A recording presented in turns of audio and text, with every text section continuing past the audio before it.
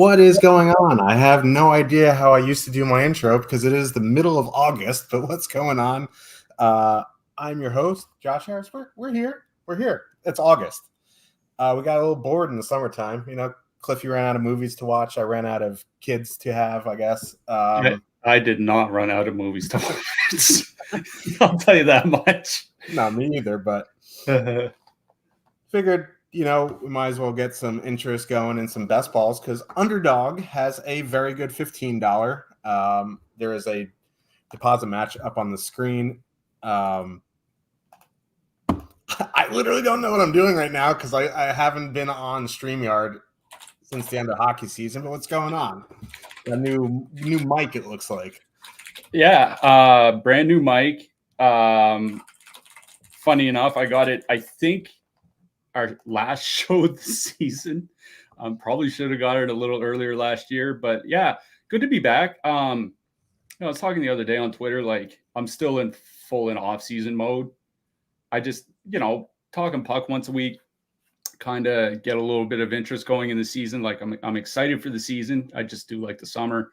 Best ball is not something I do a lot of. Like I think last year I had 3 teams. The year before that I had like 5. So like I don't do a ton, but it's just a good, like I find best balls are a good way to kind of gauge the interest of the season. Like I wrote a piece for a different website a couple weeks ago, just looking at betting odds and stuff.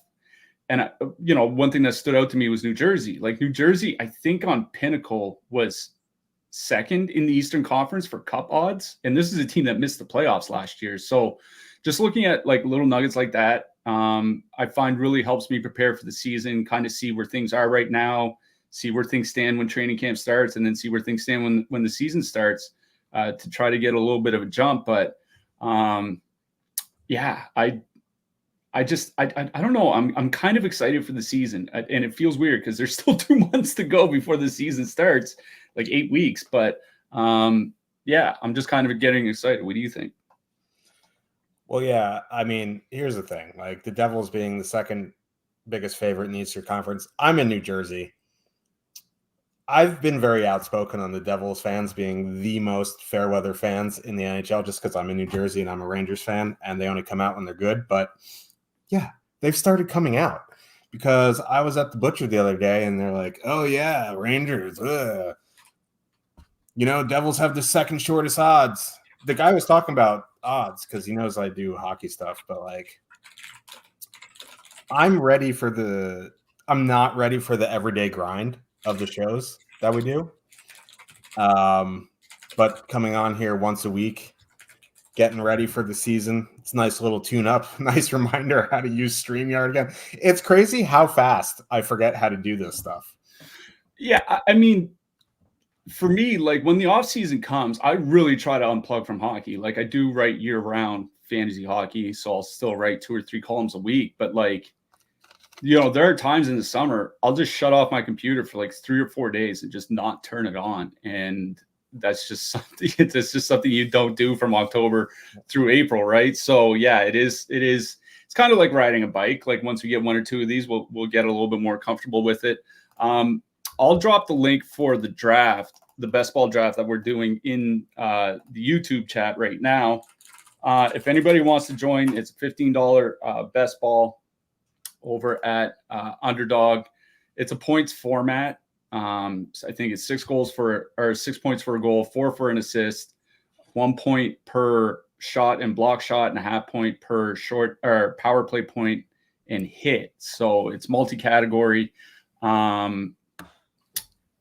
These types of drafts are interesting from this sense. It's like it's a draft only draft, right? So there's no in-season trades, there's no waiver wire, no nothing like that. The team you draft is the team you're stuck with, and only it's 1 center, 2 wingers, a defenseman, a goalie, and a utility count each week towards your final score. So there are kind of different ways to approach this, but you pointed out an article that was sent to us a few days ago, and also want to highlight some work by Matt Moody and DJ Mitchell over at the Morning Skate Pod, because they've talked about this as well. But there are some kind of strategies that are, I guess, are better than others. Like anything can work. Like that's the whole gist of fantasy sports in general is like any strategy can work. It's just which strategy is most likely to work. So why don't you tell the viewers about that a little bit? Yeah. So, I mean, it's weird because like I almost never ever read other people's work before a show, and that's not a personal thing. It's not like, oh, I don't like this guy, I'm not going to do it. It's just because when we're doing the DFS shows at 2 p.m. Eastern, I want to give you my raw, unfiltered, takes on it. So like I don't read stuff, I don't look at stuff from other people before the show. This I happen to be like, oh, you want to do a best ball stream? I should probably figure out how to play best ball. So I was reading this article, and it was very data driven. Cliffy did retweet it a couple days ago, I believe. It just basically breaks down what the best strategy is for each position. There was a couple things that stuck out to me was, for teams advancing, it looked like they only took one center in the first 8 rounds. A lot of teams start, wing heavy. They didn't reach for defensemen. They only took one goalie early. And then, there's like correlating, kind of like stacking, whether it's even strength or power play. Sometimes you just kind of have to guesstimate at this part of the season, you know what I mean? But like 2 or 3 of the line mates are like a winger and defenseman for power play, something like that. But once you get past 2 or 3, it gets a little bit muddy in terms of, the percentage of teams that go. So like the most data driven stack, you could say, that teams are advancing on are 3 centers, 7 wings, 3 defensemen, 3 goalies, something like that. There's obviously other teams that work. You know how we talk about in DFS shows, the 4-3-1 is the most, the highest ceiling. And then like 80% of the nights, it's like a 2-man stack and 7 one-offs. But like, that's just how it goes sometimes. Sometimes everyone just hits the nuts just by clicking buttons. But, in terms of the teams with the highest advance rate, it is a 3-7-3-3 in best ball. Yeah, it is. And I found that interesting because, there is such a gap between like the very, very top centers like Connor McDavid, Nathan McKinnon and those guys. And like the next tier of centers down, like if you want to talk about like Crosby and Point and Eichel, like there is a sizable gap, but it is an aggregate point system, right? So one thing I think about, like I didn't look at the 2023-24 data, but I remember looking at 2022-23, and that was the year McDavid had, he had his monster season. The problem is like people that drafted McDavid first overall, when that 23 to 26 range came back around for the snake draft, that's when Jonathan Huberdeau was coming off his 115-point season in Florida and going to Calgary. And it wasn't Underdog I was looking at. I think it was Fantrax, but it was shocking the number of McDavid teams that didn't get through because so many people went McDavid, Huberdeau, X, like whoever would have been the early 3rd round pick. And I think that's kind of the pitfall, right? Is like once you get, let's say you get Connor McDavid first overall in a best ball in this season's best ball draft. If you look at that, I'll bring it up on screen. If you look at that, ADP like 24 to 29, like, yeah, maybe you can get Evan Bouchard, but if somebody reaches for a defenseman, he's going to be gone. You have Steven Stamkos, who's definitely aging and is going to a team that doesn't have Nikita Kucherov on it, obviously. UC Saros didn't have a great season last year. He was good, but he wasn't great. Alex Ovechkin obviously had a down year. Kyle Connor had a down year. Like, it's not unforeseeable that drafting 6th and then, in the late teens brings you 3 better players than drafting 1st and then 25th or 24th and 25th or whatever. So I think that's kind of the problem is people get a little bit too focused on, I'm excited, I'm getting 2nd overall, I'll get, Nathan McKinnon or whatever. It's like, great. But, when I'm getting Panarin or Nylander or someone in the middle of the 2nd round, you're going to be stuck with an Ovechkin or a Kyle Connor. Maybe you reach for a goalie like Vasilevsky, and like there are lots of landmines around that spot. So, that's why you kind of have to take a little bit of an overview. We're still waiting for, only half the draft. is filled so far. So we have a little bit of time to talk about the offseason. What are your thoughts on what Nashville did? Because they brought in Steven Stamkos, they brought in Jonathan Marsh. So I think the one thing that the team was missing last year very clearly was a second scoring line, right? Like they had a really good top line. Forsberg had a career season. O'Reilly had a big bounce back year. Nyquist had a career season. But, Tommy Novak was fine. Luke Evangelista, especially in the second half, was good. But, there just wasn't a lot. Like Colton Sissons, Jakub Trainin eventually got traded. Mike McCarron had a decent season, but he was on the fourth line. Like they didn't have a lot of secondary scoring. Is bringing in Marchessault and Stamkos enough to kind of push them into that Dallas, Colorado, Edmonton tier, do you think? I'm not sure, because if you go back and watch any of our shows on Tampa Bay last year, it's just like, yeah, man, Stamkos is great on the power play, but he is a black hole 5-on-5. And that's not going to change. He's a year older. You know what I mean? Like, he's still going to be very good on the power play. And they, Nashville had a very good power play, but they kept rotating that last guy. Like Novak got time, Evangelista got time. They had all these different guys. Now you have Stamkos on there. Maybe Nyquist doesn't have the season he had last year, but you can throw Marchessault on there in Nyquist's spot. They're going to have a very good power play. That second line is going to be a bit rough defensively.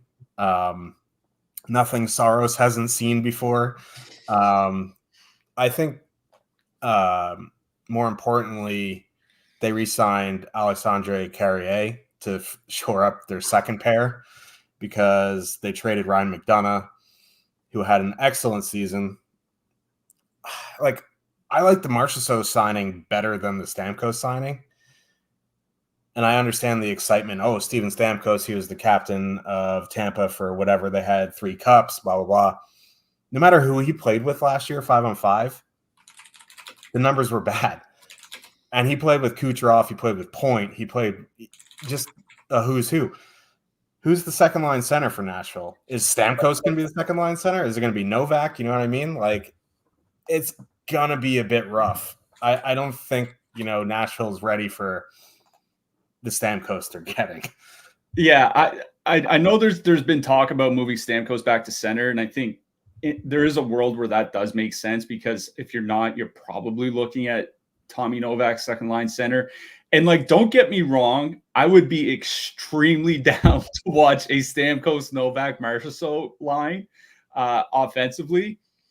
I just think that there would end up being a lot of games where they go 0 goals for, 3 goals against, a 5-on-5 or something like that, because it would be a pretty poor defensive line. They could be matched up against when they're on the road. I think this is one of those things. I don't think this puts them in the Dallas tier, like Dallas, Colorado, Edmonton, or whatever. But I think this does separate them from that Minnesota, St. Louis, kind of that middle of the Western Conference that was bouncing around the final playoff spot. I think that they're closer to a Vancouver now than they were last year.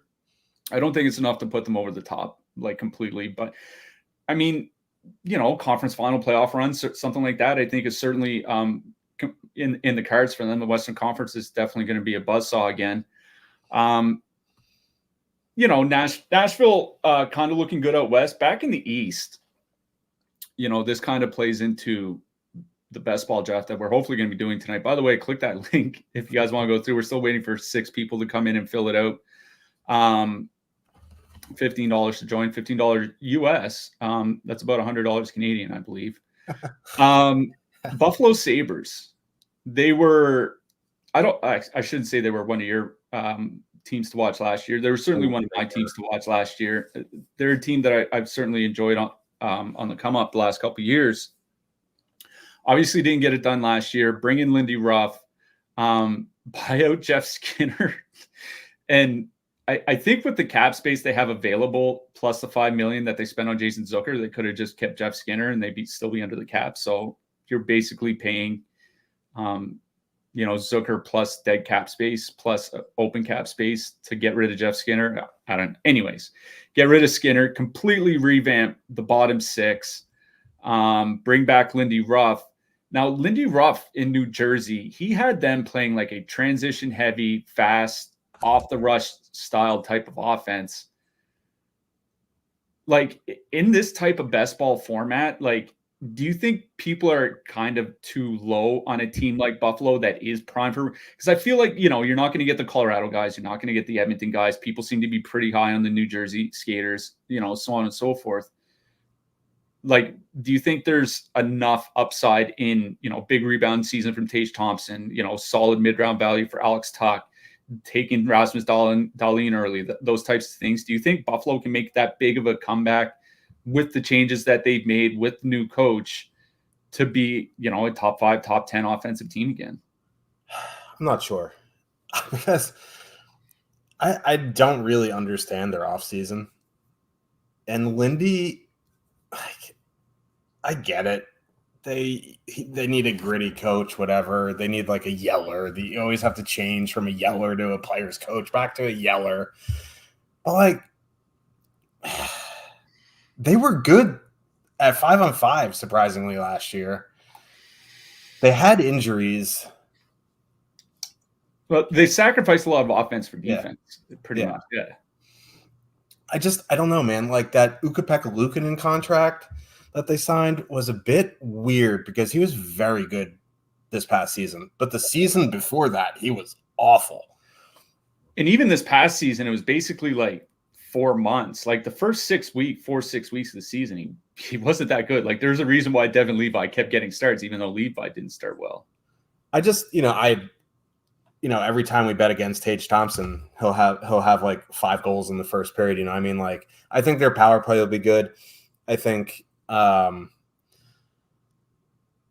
it depends. Like, I just don't know how Lindy fits into that team, right? Like, he did good with New Jersey 2 seasons ago, and then last season they took a bunch of injuries, so you don't really know if it's Lindy's fault. But he has to get in there. He has to find some line combinations. Paterka's going to be healthy, or was he got hurt for a while last season? No, it was Quinn. Yeah. Quinn's hopefully healthy. They traded one of their top prospects for the Edmonton third line center, whose name's escaping me right now. Yeah, Ryan McLeod, who's actually, if you look at his metrics, if Edmonton trusted him, he should have been the second line center. Listen, I'll say this much. There are a lot of smart people working in the Buffalo front office. Like, I know it might not seem like it because they, missed the playoffs 2 years in a row when they've expected to make a turnaround. There are a lot of people that I would trust if I was an NHL owner with the future of my franchise. So, like, I think I'm not a Ryan McLeod guy specifically. I think they see something in him and as well in the turnover of the bottom 6 that they made that will help the team over the course of the season. I just think they need to stay healthy. Like, I think they could have, I don't know if they would have made it, but they would have been a lot closer to the playoffs if they stayed healthy. We'll have to see. Like, they have a very, very good young team. If those guys develop, they could be the New Jersey Devils from a few seasons ago, a little bit above their head, but make the playoffs, not knock out the Rangers in the first round, something like that. Yeah. Because I was thinking about the playoffs today, the East. Like, if you're thinking of the Eastern Conference, like Carolina's in, Toronto's in, Boston's in, Florida's in. I would even say the Rangers are in. I would even say, unless they get catastrophic injuries again, New Jersey's in. It's the Islanders and Washington, right, that I think might fall out. So, Washington definitely went out and made some improvements in the offseason. Washington signed everybody. Like, I don't understand that roster at all. I mean, I think they're just trying to stay competitive. A lot of people are saying they're trying to stay competitive enough for Alex Ovechkin to get the record. And I think that makes sense. Like, this is not a cup team.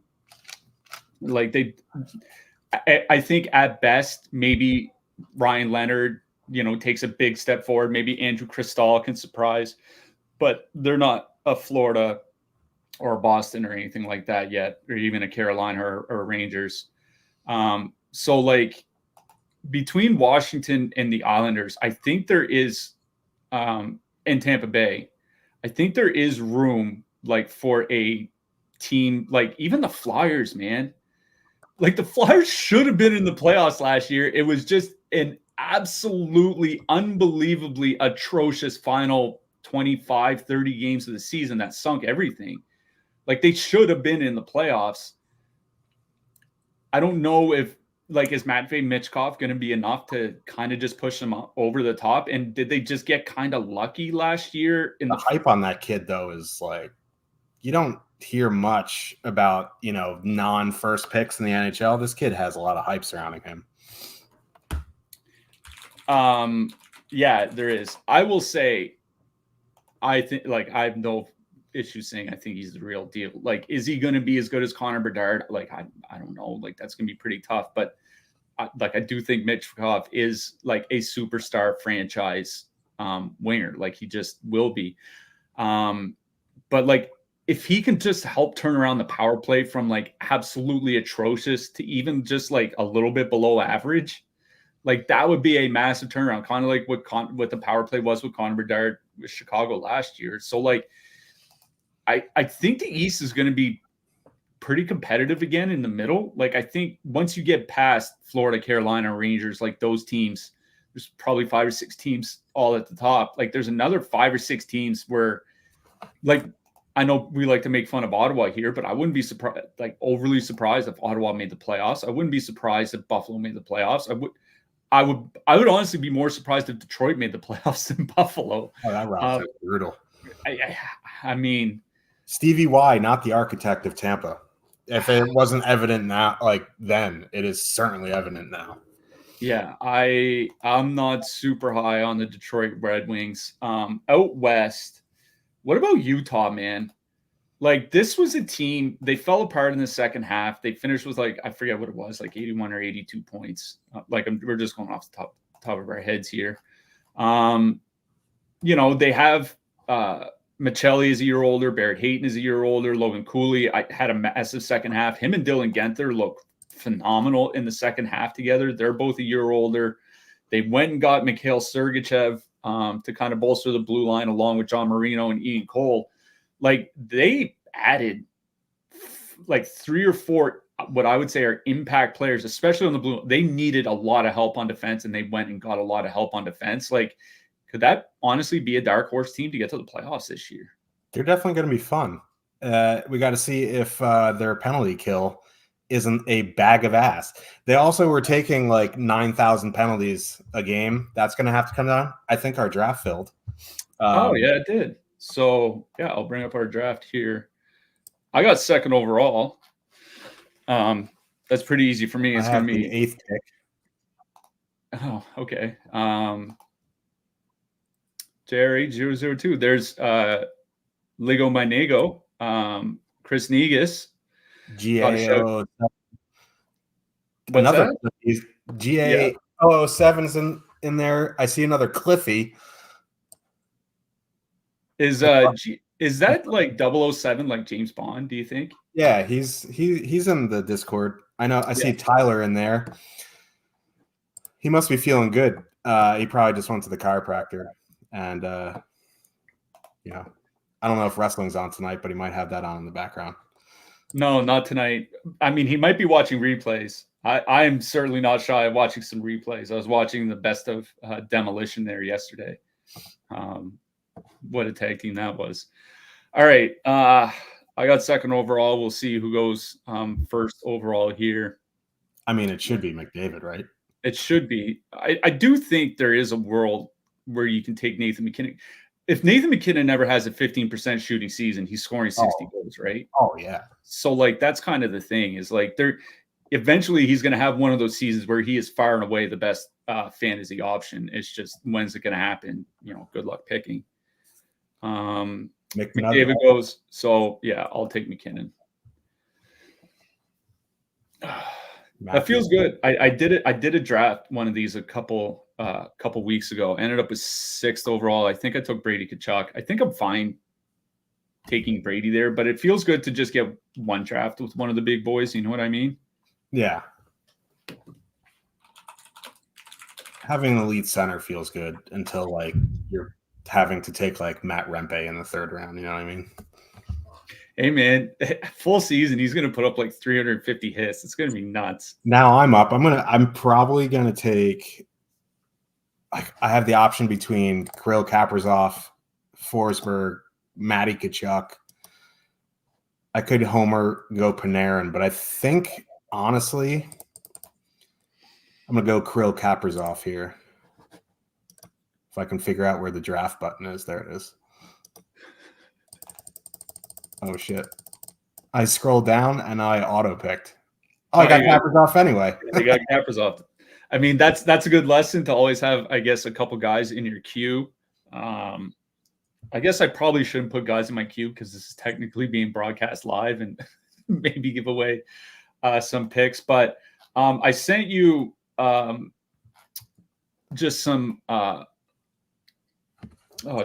sent you some projections. Yeah, based on I do season-long fantasy hockey based on the Dobber Hockey fantasy projections. And Kirill Kaprizov is 9th. So there it is.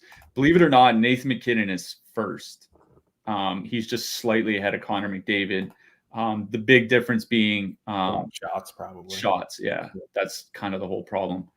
And, McDavid not putting up 55 power play points, but seems like a reasonable bet he might do that again. Ask Craig on the 12-1 turn. I know him. He's a Vancouver Canucks fan. That's a tough. You got to shout out Lego Manego getting Draisaitl 9th. I think because last year it was the top 4 centers. It was McDavid, McKinnon, Matthews, Draisaitl going 1 to 4 in pretty much any draft. And now Draisaitl is often falling to the final 4 or 5 picks of the first round. I know you said like there is data to not take. You don't necessarily need to take a center unless you're taking one of the top ones. I'd be pretty hard pressed to let go of Leon Draisaitl if I had like the 9th, 10th pick overall. Yeah, there's fine, but like taking him 5th when he just sucks away from McDavid. Like he doesn't suck away from McDavid, but like there's so much data that Draisaitl plays so much better with McDavid, but that power play is just disgusting. Yeah, I mean that's kind of the whole issue. It'll be interesting to see what they do with the power play this year because now they have an actual option with Jeff Skinner. I don't think he takes the spot from Ryan Nugent-Hopkins, but I mean, every time we think Skinner's get a big role, he ends up playing, with like Bob the Builder on the 4th line. So who knows? Yeah, oh my God. Oh, I mean, I really want to see him and Draisaitl play together. I think that'd be pretty fun. Well, I'm up here. What am I doing? Do I go Robertson or do I take Jake's boy? I think I got to go. Oh man. No, I'm going to take Robertson. I'm a Dallas slappy here. I think they're going to like, I wanted to take Yossi here, but like, I don't know. I mean, I get it. The only thing I worry about with Dallas is that's what we always talk about on the DFS show is the splitting of ice time, right? Like I worry Robertson's only going to play 18 and a half minutes when you have guys like Marner and Reinhart and maybe even Gensler who are definitely going to be 20 plus, if not 21 plus. I mean, he had a down season last year too, so getting him at 17, I think like last year he's going late first. Yeah, he was going late first round last year for sure. I'll take a gamble at 17 on a bounce back. Old Dallas one from a couple years, and Pavelski's gone, so their numbers are going to get better. Oh, who's this guy taking Mitch Marner and this sniping Mitch Marner from Cliffy? Yeah. I'm going to do it again. My first draft, I took Rasmus Dahlin. I believe in the Buffalo Sabres this year. Let's go Rasmus Dahlin. I'm down with that. He's a beast. He plays 47 minutes a game. Yeah, he plays 25 minutes. He's going to put up so many peripherals in something like this. I honestly think he can be an 80-point defenseman if Lindy Ruff has them playing the way he had New Jersey playing. I am extremely, extremely high on him this season.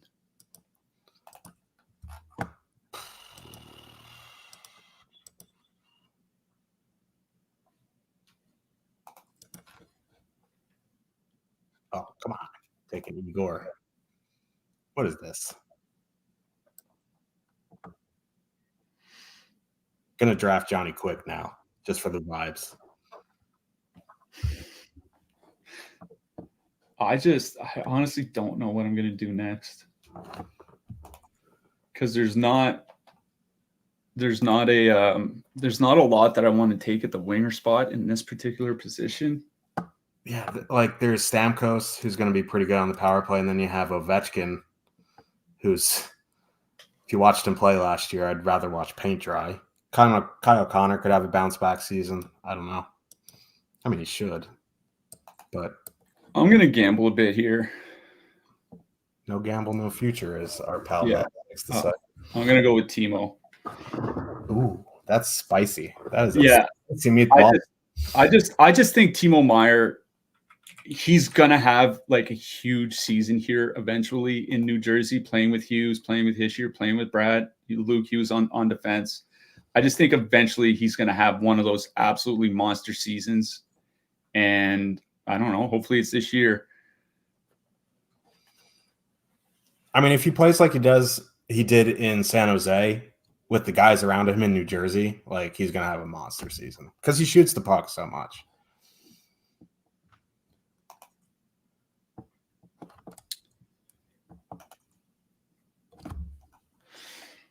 And I'm up next.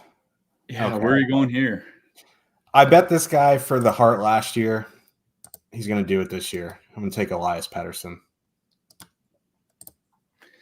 I feel like in a lot of drafts this year, it's going to be some people are going to have to be picking between Elias Pettersson and JT Miller. Man, the thing is Pettersson definitely has 50-50 upside. He could absolutely put up 50 goals and 50 assists. I just think the consistency Miller can give you 30 goals, 60 assists. He puts up so many hits. Thing is like hits in this are only worth half of what block shots are, so they aren't super valuable. But Cole Caulfield, 33rd overall. That was the other guy. I didn't want to be a Montreal slappy, so that's why I almost took him here, but I went wing, and I really like Pettersson just because he's a combo meal type guy. So yeah, I can't argue with Pettersson.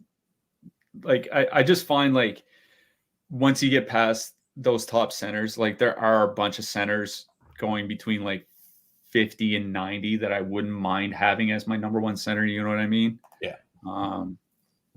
It's just there's not a lot of wingers in this spot right now that I'm super high on because like I like Konechny and Tippett, but I don't like John Tortorella and I don't like that power play. You know what I mean? Yeah. Like I hear you on that for sure. I'm kind of in a weird spot here as well. Like, I don't know if I go goalie. Do I correlate with one of these guys? Like,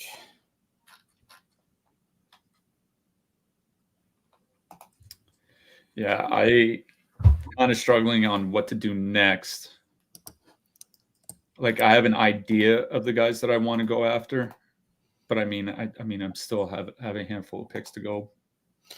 Like, I could go Quinn Hughes here to correlate with Pettersson. The thing is, like, he just stops shooting and he doesn't block shots. He just doesn't bring much for peripherals. That's kind of the problem.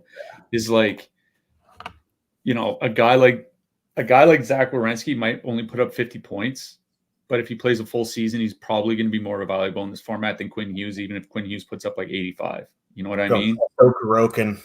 We gotta bounce back. Him and Igor's got to stop playing some Xbox during the season, but like. Well, man, after Patrick Waugh got hired, the Islanders, the penalty kill especially. Remember how bad that penalty kill was through the first half of the season? Like they turned it around over the final 25, 30 games. So like I don't mind Sorokin this year. I think, you know, he'd easily be a top 3 goalie. Like I don't think they're going to give Varlamov 35 starts or whatever again, or 30 starts. Varlamov's like 806 years old, so like maybe he'll get like 20. Some of these ADPs are wild, man.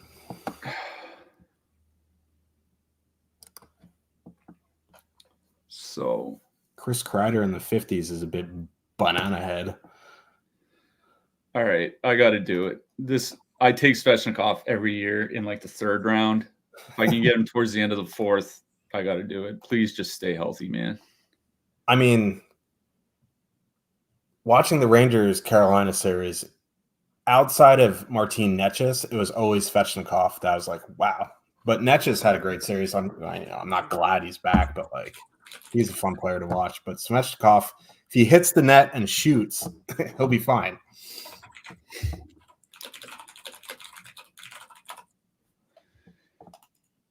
He's another guy I worry about with ice time. Like I almost wonder if Seth Jarvis has kind of jumped in front of him on the depth chart. You know what I mean? Like just as far as ice time goes.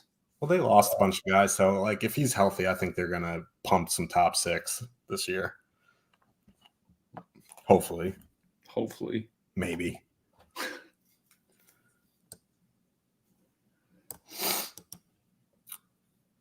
Man, Alexander Georgiev with an ADP of 51.1. That's just crazy. All right. There you go. Yeah, I think Markstrom's going to be one of my top goalies to pick this year. Yeah.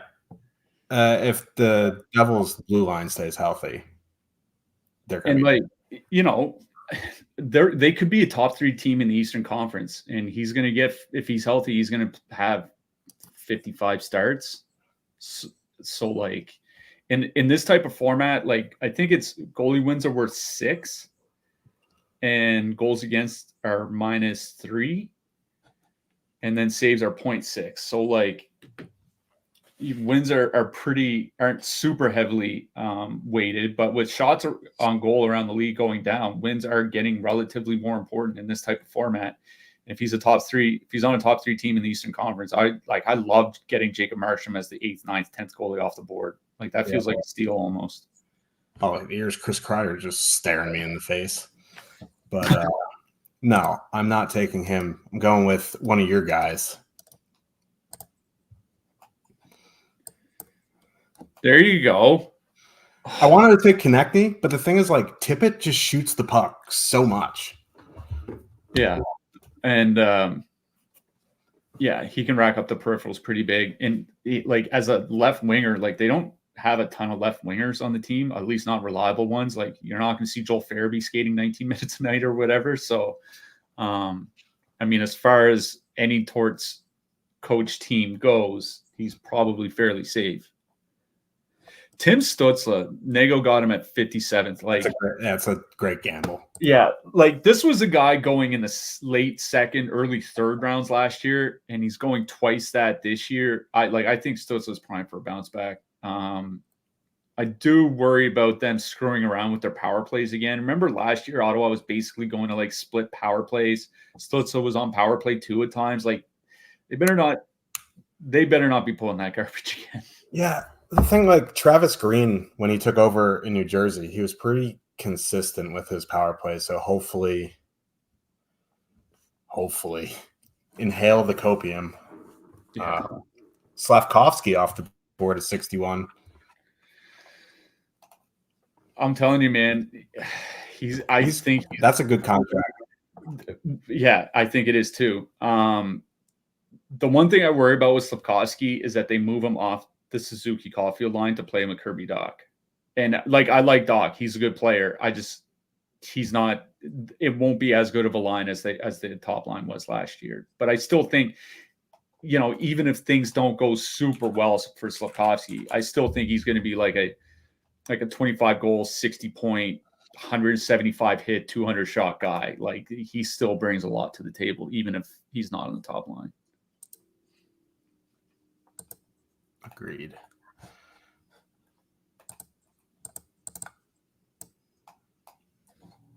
All right, 6 picks.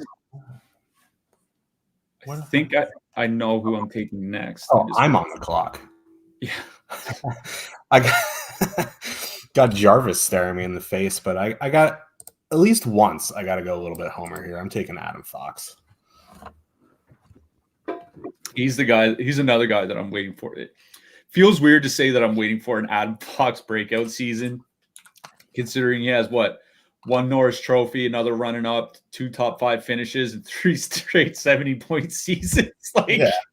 But it still does feel like I'm waiting for that season when he has, that 85 to 90-point season. Yeah, and that power play is still nasty. Yeah. He's going to play a lot of minutes this season because Trouba's still on the team. What are your thoughts on Trouba? Yeah, I mean, he earned that contract to get the no trade clause. Rangers fans are not the most logical people in the world, so they're gonna boo him almost every game. But like, he got that right to exercise the no trade. I was hoping they would trade him to Detroit. I have nothing against him personally. As a hockey player, he is not good, but seems like a good guy. I mean, it's his contract. I'm going to try to get that Buffalo stack going, so I'm going with Tuck here. Oh yeah, we got a stack, right? I'm an idiot. I'm just kind of like. I mean, you don't have to. You don't have to, right? But I'm just. But like, I was reading the article. Buffalo is going to be one of the stacks that I'll be looking for this year because you can get Dahlin in the 2nd or 3rd round, you can get Thompson in the 4th or the 5th round, you can get Tuck in the 6th or the 7th round. So like, it is one of those viable stacks from a team that I think can be a top 10 offense in the league. Jordan Binnington. He actually played really well last season. Can't really knock that.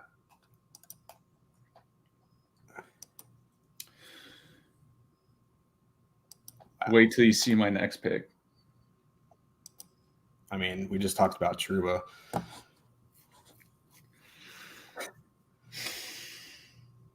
Who's even on my team? I'm an idiot. Like, I have the memory of a squirrel. I need to coordinate here.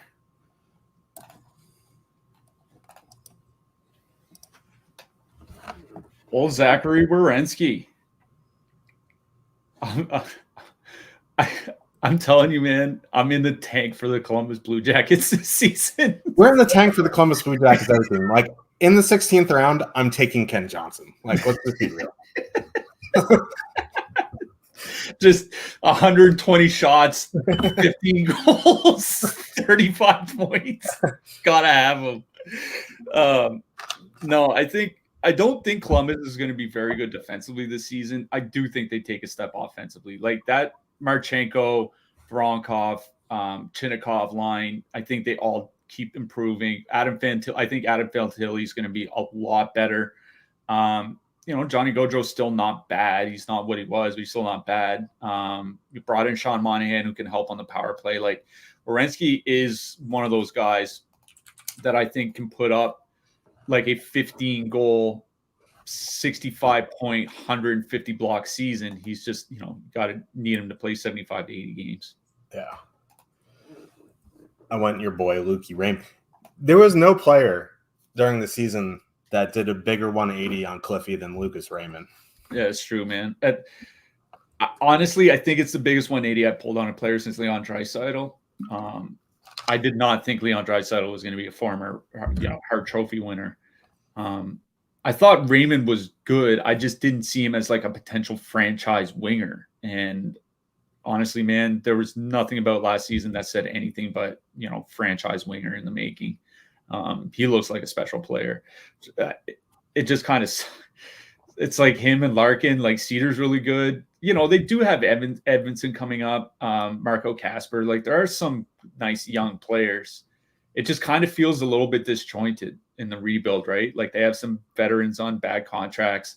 They have some guys that are stars now. They have some guys that might be stars later. It's just not all coming together at the same time. You know what I mean? Yeah.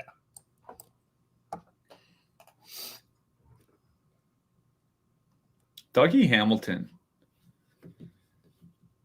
Yeah, kind of torn on him this year because, obviously Luke Hughes is going to be running the power play, but Hamilton can still rack up the shots and everything else, man. Yeah, he's a good peripheral player. And he likes museums. I mean, for that alone, you got to draft him. I like museums. Museums are great, man. Although, I don't like the Devils. That PR thing that Dougie Hamilton did with the teams was really funny. Here we are again. I have two Rangers staring me in the face, Mika Zibanejad, Vincent Trocheck. I'm going to go with New York Rangers center 1, Vincent Trocheck. See what I did there? I mean, he might be this year. I mean, they were top line last year. You know what I mean?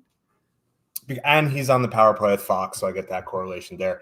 Listen, like Riley Smith is a fun player, don't get me wrong, but like if he's the guy playing with Kreider and Zibanejad, like that's a problem. He should be on the third line. Go trade for Nikolai Ehlers or something. Obviously, they would have if they could have, but like I don't know, the demands must have been too high there. Oh, UPL went. I was hoping to add him to the Buffalo stack. That's unfortunate. Yeah, I got Quick lined up for my Rangers stack.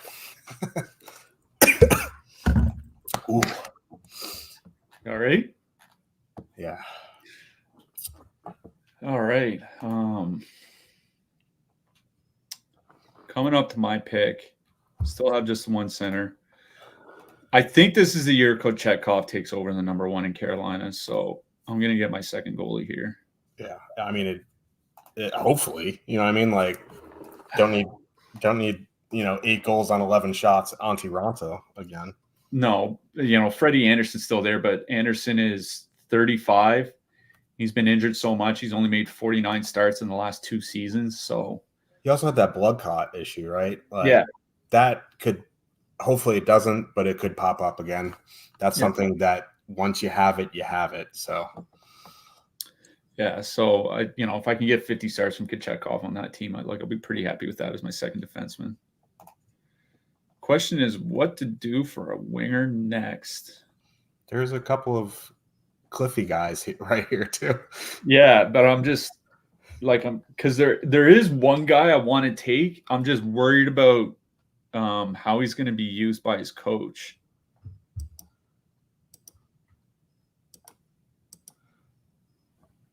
But you know what? I know who you're talking about. Yeah, but you know what? I'm going to do a little bit of a reach here, and I'm going to go with one of my guys that I think this is the year he has the huge year. I'm going with Byfield. Ooh, he was in my queue. Yeah, sorry about that. I think this guy's on the verge of being an absolute star, and he won't be monster peripherals. I think I could get 200 shots and 80 hits from him. But I think it's the year he has 30 goals, 75 to 80 points. So hopefully Byfield can kind of pull through. Batherson was the guy that I was thinking of.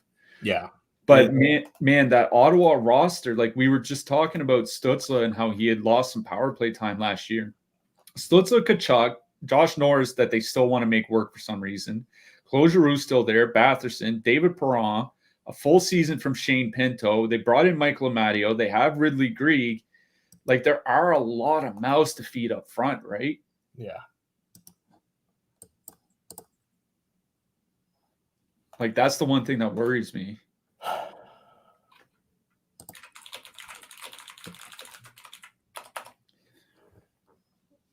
I do think Ottawa will be better, but I just worry it's Tkachuk, Stützle, maybe they throw in a David Perron on the top power play and plus Josh Norris or something like that, and then everybody else is on power play too, and then you're kind of screwed. I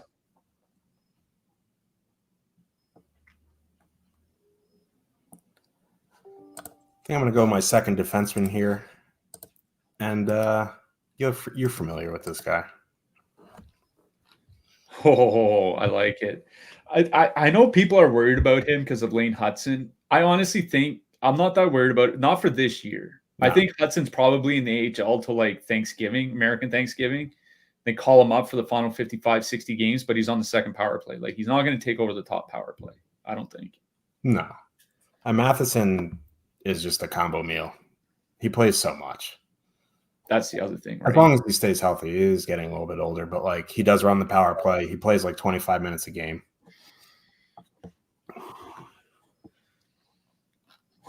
Yeah, he is getting a little bit older, but aren't we all? Tell me. Those heating pads really come in handy in the morning. Yeah, my wife is a nurse and she has younger friends, and their nickname for me is the heating pad. So HP. Yeah.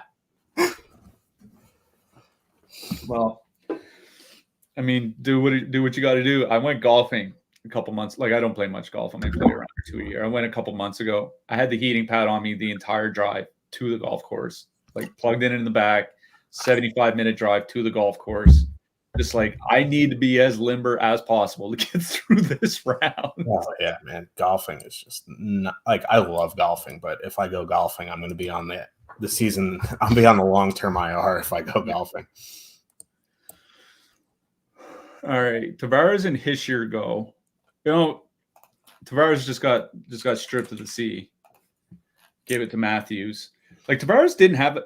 Like, everybody talking about like Tavares like having a terrible year last year.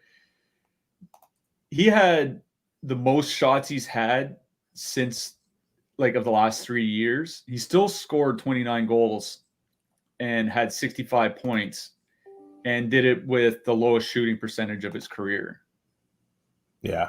I mean, what am I going to do here? I have a flyer, right? So I'm going to gamble on this fucker. There's so much hype around him, so I'm going to take Mick off. I kind of like that. Like, he's excited to play for Tortorella. That makes me nervous. But, like, I think he would have been the second pick, right? If everyone knew that he was coming in 1 year. That's why he fell, is because he had a 3-year contract to fulfill. Like, he's not supposed to be here until 2026, 27. He's 2 years early. I think he said he wouldn't have gone to Montreal. Like, that's why Montreal passed on him. Maybe he said the same thing about Arizona. Well, Arizona then, but who knows? Yeah, he's probably not Mormon, so he doesn't want to go out there. Okay.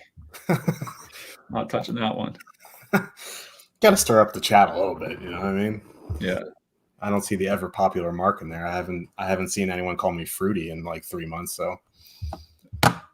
All right. I'm not going to let this guy go. I'm going to get my third defenseman here. I think Mikhail Sergachev is going far too late, considering he's now a power play 1 defenseman. Yeah, and he's going to play so much. Yeah, like, he's going to get an ice time boost. He's probably going to be like 23 to 24 minutes. This was a guy who put up in the 2021, 22, 22, 23 seasons, 267 hits and 272 blocks and 157 games, averaging like 50 points a season. But now he's on the power play 1. Like, I think Sergachev is honestly one of the best values. I think he's last year's Mike Matheson. Let's put it that way. Yeah. Like, this is a guy that I would not be surprised if he's like the number 7 fantasy defenseman on the season by the end of the year. Yeah, it would. All right. I'm going to go a little bit risky here. No, I'm not going to do it. I'm going to go with a guy to pair with McKinnon. I'm just going to take Lehkonen. Yeah. I don't really love it, but their power play is so disgusting. Yeah, and I'm just worried, like, once Nichushkin gets back, maybe Landeskog will be healthy, that Lehkonen won't be on the power play. I don't think Landeskog's ever going to be healthy. I have my doubts too, and like, we don't know if Nichushkin's going to be back. The thing is like, you have McKinnon, you have Rantanen on the power play. There are some open spots. Like, even if Nichushkin's back in December, like, Lehkonen might still be on power play 1. So yeah, I think for a stack to go with McKinnon, I think it's a risk worth taking. I just got sniped twice. What's that? Just got sniped twice. The 2 guys on my queue were Montour and Hintz. Oh, that hurts. You hate to see it. You don't like it. What am I? I'm disheveled right now. I'm gonna take my second goalie here. Oh, I mean, like, the books are lining Vladar as the starter. There is no way on this planet that Vladar is going to be the starter. No. The only way that can possibly happen is if Wolf is like literally one of the worst goalies in the NHL. Like, he would have to have like an 850 save percentage through 10 or 12 starts for Vladar to actually start getting a string of starts. And then Vladar would have a 790, and then Wolf would have to start again. Wasn't Markstrom to Vladar the biggest drop off in expected goals? Something like that. Last year? Yeah. Yeah, I think it was.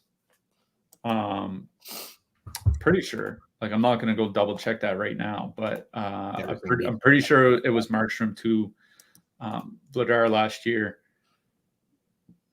Maybe Binnington to whomever.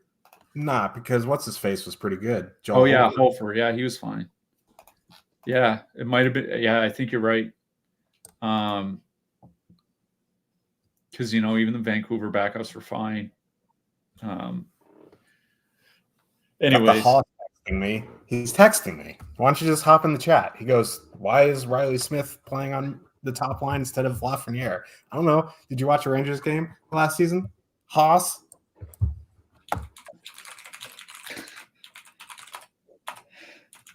Is he going to jump into one of these drafts here soon? You think? I have no idea. He just tells me if the stock market is doing well or not. So fair enough.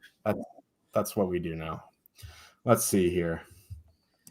I'm just kind of just like all over the place right now. I don't know what to do. Yeah, I do. Just kidding. Ooh, I like it. I'm such a Harley fan. God, I love that guy. He's such a good defenseman. And yeah, I mean, I have Robertson. They're going to be on different power plays most likely, but like Harley, Heiskanen pairing, they play so much together. Like they play 23, 25 minutes easily a night. So yeah, and like Dallas's second power play unit is good and does get some run, right? Yeah. Like it's not like a Washington second power play or something like that.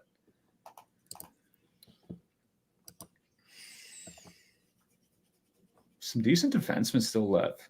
Like Luke Hughes, I know he didn't put up a lot of peripherals last year, but God, he was just a rookie and still had 40-some points. He's going to be running the Devils' power play.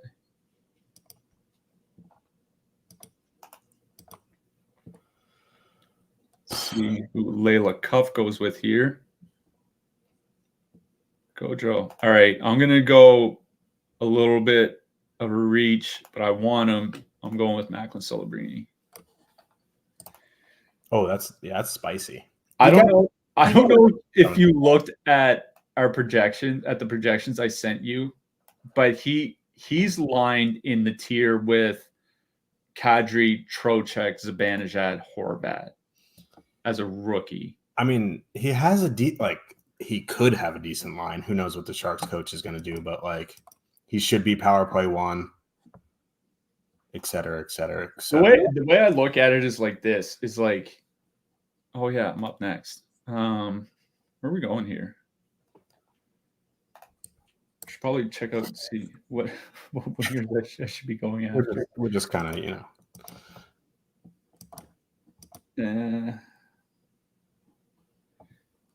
screw it. I drafted him in my last draft. I'll take him again here.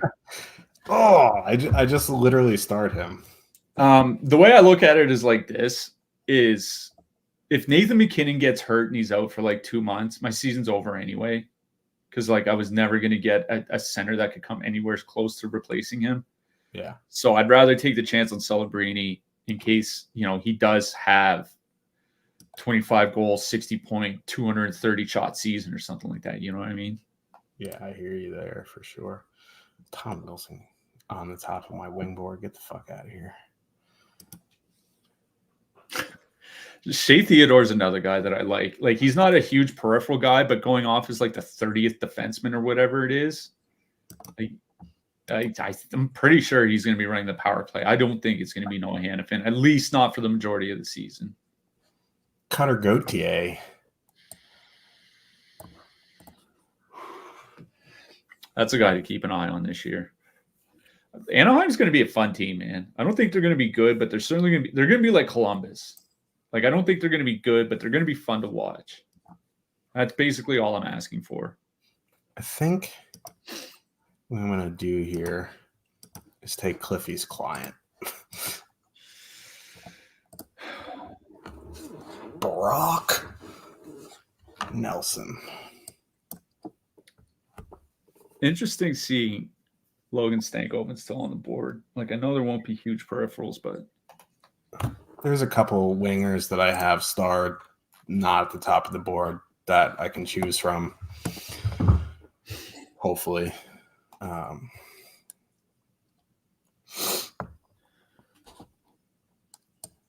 it's not a whole. I mean, we're getting down to the backups and like the bad 1A, 1B situations like Dostal, Gibson, Merzlikins, and Tarasov is the backup. Like, there's just not a lot left. I mean, Tarasov is probably going to be the guy at some point because Merzlikins is not the guy. Not the guy. But yeah. Be interesting to see what happens in Philly between Fedotov and Urson. Because, man, I know they'll never say it, but the reason they missed the playoffs is because how bad Urson was over the final 2 months of the season or whatever. Yeah. So, and I mean, it's not like Fedotov is that much better. They only had a few games, but it'll be interesting to see what Torts decides to do with the goalie. Can you imagine being a young goalie, John Tortorella? No. Oh, man. Like, I know, like, Torts is a guy that he does protect his players. You know what I mean? Like, especially in the media. So, like, he'd never really rip them. I can't imagine he's happy with that final 2 months last year. Oh, I'm up. Let me draft here. You're gonna like this pick. Oh, I was hoping he'd fall to me. Who's the guy who got traded to Buffalo and just retired? Oh, Patrick Berglund? Yeah, that's like being a young goalie playing for Torts. Like, I'd rather just retire. That's so funny that he was part of the package to go in this Ryan O'Reilly trade. He just said, screw it. He gave up like $15 million and just moved back to Europe rather than go play for Buffalo. That's one of the funniest NHL stories of the last 10 years.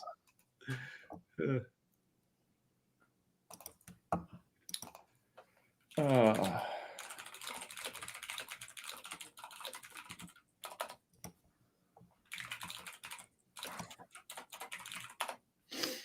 right, 2 picks away. What are we going to do here?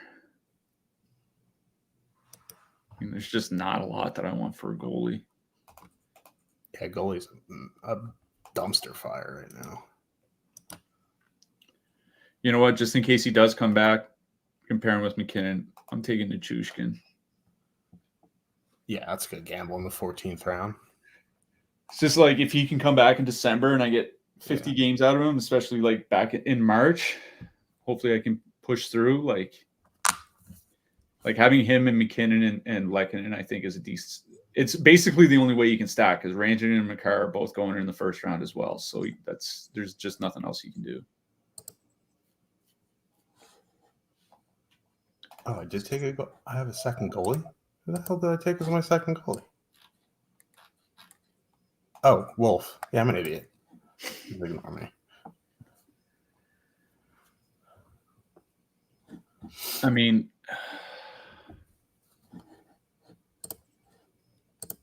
I'll just play it a little bit safe. I'm going to go with Tommy Hurdle. There's another guy that I wanted to take here if I didn't have Celebrini, like if I had Horvat or Kadri or something like that instead of Celebrini. There's another center that I was going to take there instead, but played it safe like a coward. Yeah. Sometimes you got to do that. Tyler says his team's fucking ass. I don't know what your team looks like, but you probably have the worst goalies in the league. That is my analysis on your team.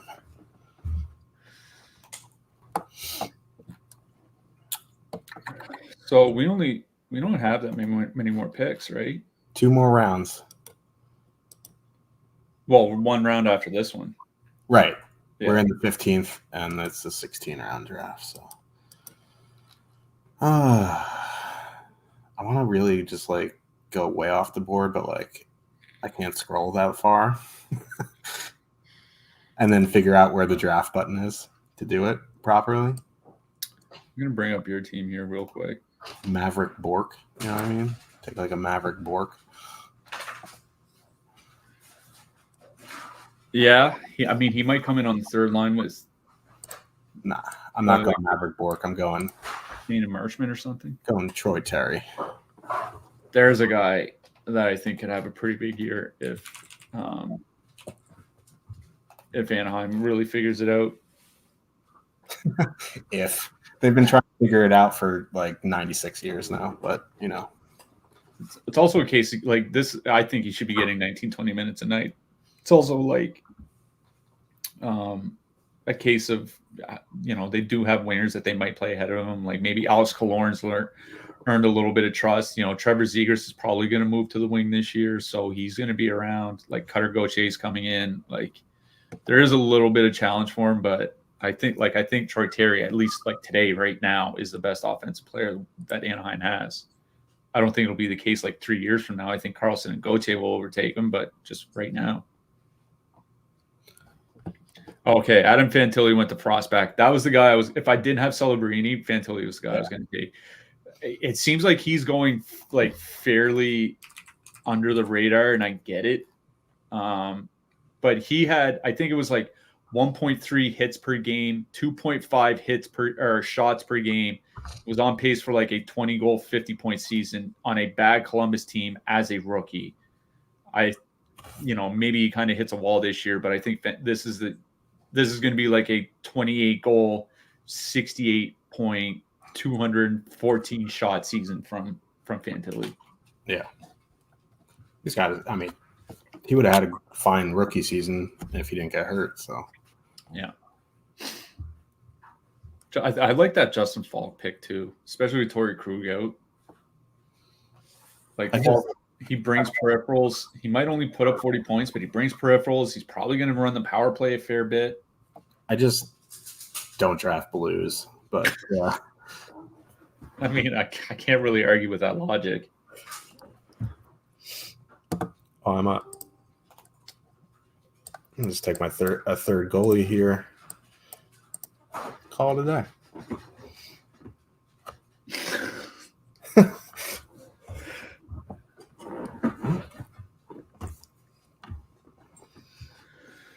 All right. What do I need? I was thinking about taking another forward. I was looking at that, and like Jamie Benn was like staring me in the face, but just like, how much longer can he keep doing this? Like, I thought he was done like 4 years ago. Like Logan Cooley could have a huge breakout season. Like, there's another guy that put up decent peripherals last year, even though it was his rookie season. Like 50 hits, like that's not bad for a 19-year-old rookie. You know what I mean? Almost 1 shot or 2 shots per game. Like he has the peripherals to do it. Yeah, there's a bunch of like decent like gambles this late. You know what I mean? Like that makes sense for your team if you don't want to take like, John Quick as your third goalie. Well, I'm going to take Fedotov.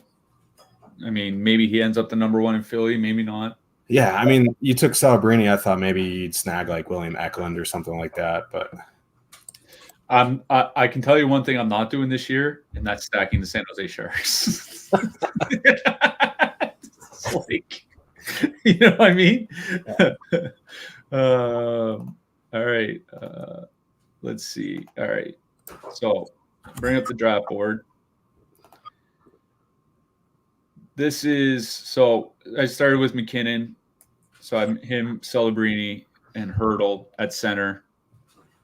I honestly don't like picking that 1 to 3 hole. I'd honestly rather get somewhere in like that 4 to 8 range where you are, get a really good winger, and then just wait for a center later on. Yeah, for hockey, I agree. If this was NFL, I'd want to be like either in the front or in the back. In the middle is just tough, but hockey, obviously a different animal. Yeah, so 2 goalies in the second round. I think the first draft I did, the first goalie didn't go until the turn here. So maybe goalies are going to start going a little bit earlier. Kaprizov, you went Kaprizov, Robertson, Pedersen, Sorokin, Owen Tippett, Fox, Raymond, Trocheck as your core. So no defenseman for you in your first 5 picks. Is that like because I'm trying to look like Dahlin, Yossi, McCarr, and Bouchard were off the board by your third round pick. Yeah, I mean, I wasn't planning on waiting until Fox in the 65 hole. I had a choice between. I honestly almost went Yossi instead of Robertson, but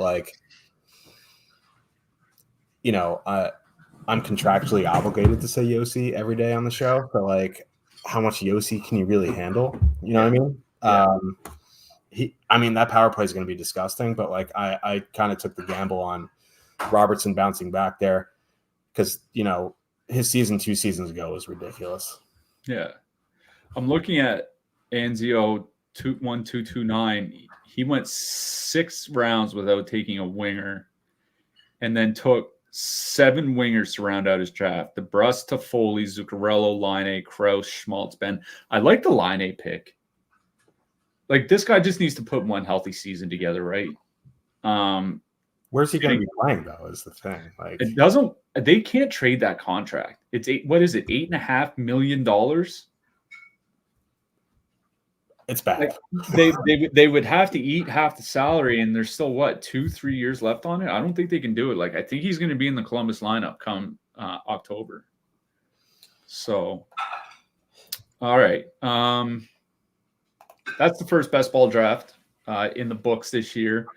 You and I were saying we're going to try to do these once a week. We're going to do them Thursdays, same time, at least until NFL starts. Obviously, we're not going to do them Thursdays up against Thursday Night Football once the NFL starts, but we are going to do these for a few more weeks. Any thoughts on your first best ball draft? I mean, now I know where the draft button is, so I'll be more prepared than the next time. I auto-picked the guy I was going to pick, so that ended up working out. That would have been bad if I auto-picked, some dumpster fire. But it was nice. That was the first one I did. I didn't mock draft or anything, so it was nice to see where players were going. I think I'll be more prepared the next time. But I kind of like my team. I'm definitely one of these times they're just going to homer stack the Rangers. It's going to happen. But I'm pretty happy with this team. I mean, you can do it. You get Panarin in the second round, you get, Trocheck or you get Fox in the 5th or the 6th, you get Trocheck in the 7th or the 8th. I mean, you can do it. Igor, Rempe. I'm not a Rempe guy. I like him. On a good team, he's not in the lineup. I mean, that would be one way to start picking out of the 12 hole and go Igor Panarin right out of the hole. That'd be kind of funny. I mean, he had a ridiculous season last year. I don't know if he can repeat that. I mean, I'm sure he could, but Lafreniere taking the step forward again, he was the Rangers' best player in the playoffs. So Panarin's the A-Rod of the NHL. Eventually he's going to have a good playoffs. It just hasn't happened yet. You said it, not me. All right. Well, should we wrap it up? Yeah. I mean, appreciate you guys tuning in. This was kind of a spur of the moment, not a spur of the moment. We prepared for, about a week. We decided we're going to do this and we're like, okay, yeah, we're going to do this. This was fun. Appreciate you guys tuning in.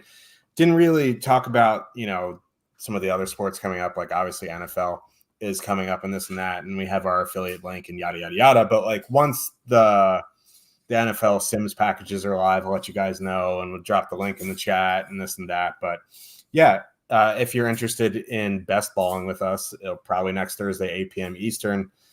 We join right before we go live just to make sure we're in the same draft. And then, we waited about 20 minutes, but I think as we do this more, I think people will want to get in with us and tell me how much. As we get closer to the season too, we are still 2 months out from the NHL season, especially once we get past Labor Day. Yeah. But,